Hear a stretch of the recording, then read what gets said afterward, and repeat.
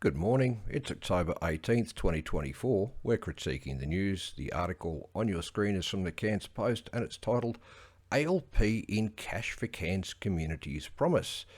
Now, it's a story about how the Labor Party's candidate for Mulgrave, Richie Bates, formerly a Cairns City Councillor from memory,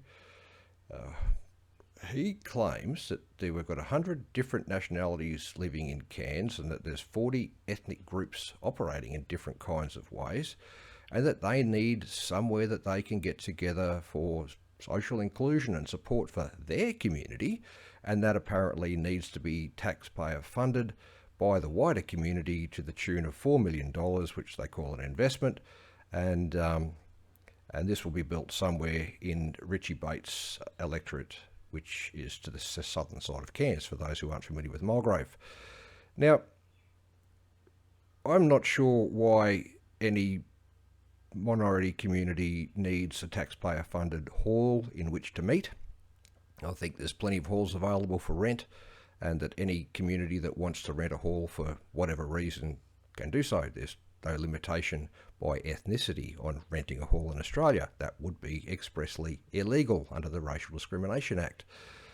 Anyway, this isn't about that, is it? I mean, successful nations of the past have accepted immigrants from widely different cultures and then assimilated them into their local culture because they'd learned from the mistakes of the Roman Empire. The Romans allowed competing foreign cultures to flourish within their territory, much as the ALP and LNP Uniparty does now, which ultimately caused the Roman Empire to collapse. Now, once the globalist left had completed their infiltration and subversion of Australia's legacy political parties and academic institutions, they immediately stopped Australia's long-held practice of assimilating immigrants. In fact, a dear friend of mine, now in his 80s, lives at East Trinity, actually in the electorate of Mulgrave, was a school prefect, and one of his tasks at school was to help migrant children learn the language and the culture of the Australian people and the expectations of how they should behave in an Australian playground and an Australian school, and none of that happens anymore.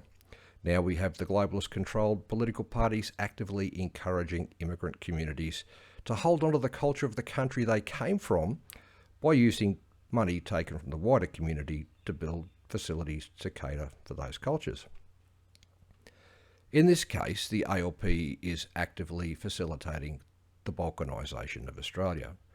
A nation can be composed of people from many races, but to maintain its coherence, functionality, and the respect for a shared system of laws that coherence and functionality requires, it must have a common culture.